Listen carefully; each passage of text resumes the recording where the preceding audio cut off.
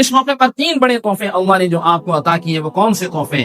آپ نے سب سے پہلا تحفہ اللہ نے آپ کو عطا کیا وہ نماز کا تحفہ اس موقع پر عطا کیا۔ اسی لیے کہا جاتا ہے نماز مومن کی معراج ہے، نماز مومن کی معراج۔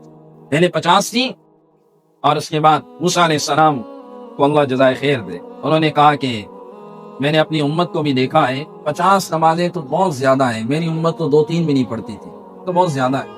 آپ واپس جائیے، اللہ سے درخواست کیجئے کہ اس میں تخفیف کر دے۔ آپ واپس گئے، 50 سے 45 واپس آئے، 5 کم ہو گئی، واپس جائیے، یہ نہیں پڑھیں گے، اور تخفیف کیجئے۔ 45 سے 50 جو ہے وہ 40 ہو گئی۔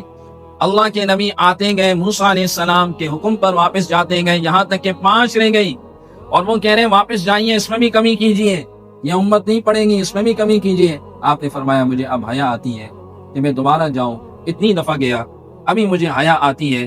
علماء لکھتے ہیں کہ یہ امت 5 نمازیں اگر اہتمام سے پڑھے، اللہ 50 کا اجر انہیں دے گا۔